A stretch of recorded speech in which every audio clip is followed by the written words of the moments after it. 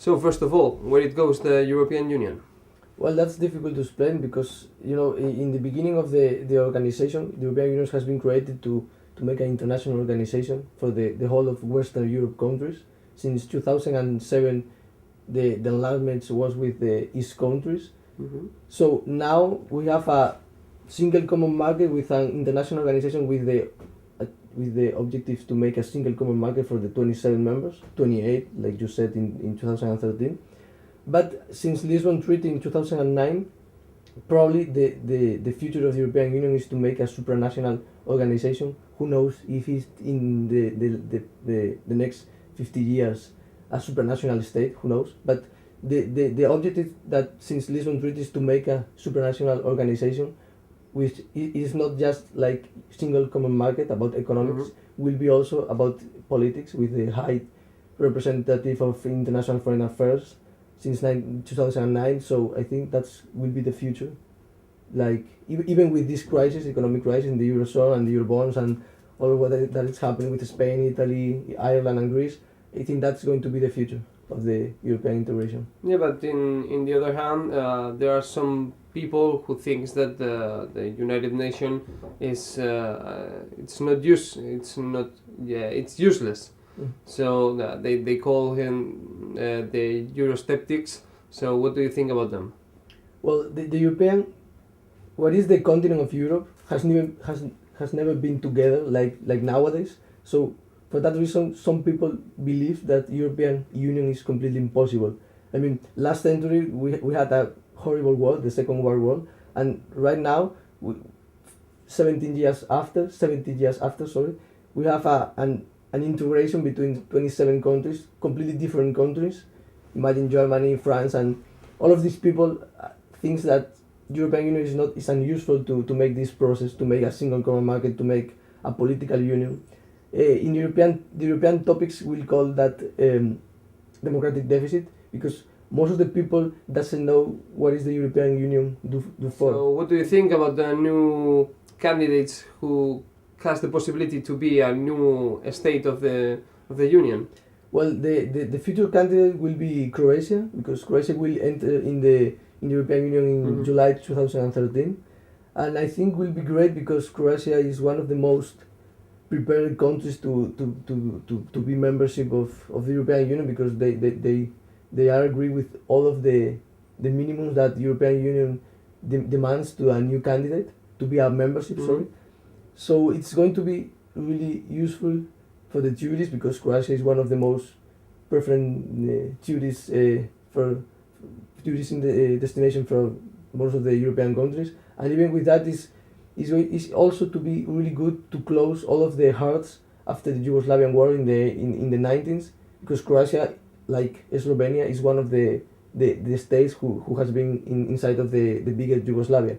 So it's going to be nice to finish that huge hurt that they had. Also with that happens the same with the Baltic countries in 2004. So I think will be really nice to see Croatia in the European Union in 1 year. And do you think that the countries from the Balkans, they are now a potential candidates to become member in the future? And what do you think about that if they are becoming a new members? Well, there is an applied candidates like Macedonia, Serbia, and Montenegro. They applied last year, but the European Union doesn't agree right now with they to be a full membership, because they are not at the same level as us, as the human rights, women respect, and all of this stuff that the European Union is really straight to arrive to this human rights and that stuff. But I think that they will be, because for like I tried to say before, one of the most objective of the European Union is to make trade, to make business, and to prepare people to work wherever they can go work, and to work wherever they can. So that's the main point. If you enlarge the union through the Balkans, you are making a possibility to work in the Balkans. You are making also an open mind for the European Western countries, also the Baltic country, also the Eastern countries. So you are making a huge union with more culture, with more economic possibilities, with more economic offers and demands. So I think the European will be open for that country, but not yet. Maybe in 10 for 15 years. Yeah, but we have also a controversy in Turkey. We know that the discussion about that. Yes, no. What do you think about that? Well, the controversy with Turkey is really funny because they started around 30 years ago, but the problem with Turkey is basically in 4 points. The first point is about the geographical situation. I think the 85% of the Turkey territory is in Asia, and another problem about the geographical problem is about that there are borders with Iraq, Syria, Lebanon, and that's really uncomfortable for most of the European members. The other point is about the religion. They are Muslims. Would be the first Muslim country in the European Union. That's not a problem because most of the European people are respectful and with the religions, but for most of the people, like if we say in the background of the European Union, we will see that European Union was the European country, the continent, sorry, was always like Catholic or Protestant or unless Christian. So that's to allow to be a new membership from the Muslim world. That's also a barrier from most of the people who doesn't like the idea of Turkey. Another point will be about that will be the second and large population country. So will be Germany, Turkey, Great Britain, Italy, Spain, Poland. So that is also a problem because most of the member states doesn't want to be removed from the top of the most population countries in the European Union. So it's a controversy because for most of the reasons Turkey could be a really interesting country to be membership of the European Union because it's a different country. There is a lot of opportunities to make trade, business, and etc. But for the other hand, it's really dangerous because the last point about the problems is about that Turkey doesn't accept the whole of the human rights condition and the whole of the woman rights condition like the European Union demands from them. So it's really hard, and I think it's going to take 10 years more, but I think at the end Turkey will be a member of the also European also the possibility of the immigration from the Arabic countries through from the Arabic countries to Europe or to European Union through Turkey could be another reason about that. Yeah, it is because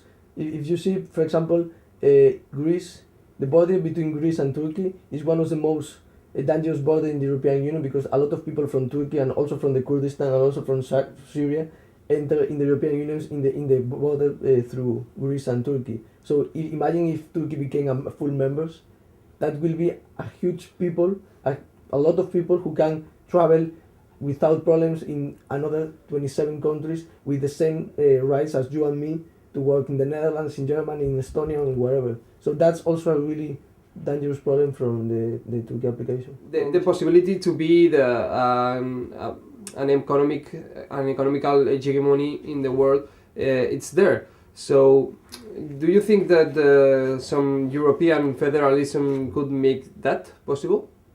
Well, in my opinion, I think in nowadays we are seeing a huge economic crisis from the Occidental capitalism world. We are seeing that United States has not been the hegemonic power. Okay, they are also the power right now, but they are not going to be the economical power from the next century because they are in a huge economical crisis and also political crisis. But we have three countries who has been running since a few years, like China, India, and Brazil. And in the other hand, we have an international organization, a supranational organization. I don't know what the European Union is right now. It was an international organization. Yeah. Now it's going to be a supranational organization. Who knows? It's going to be a supranational state in a few years.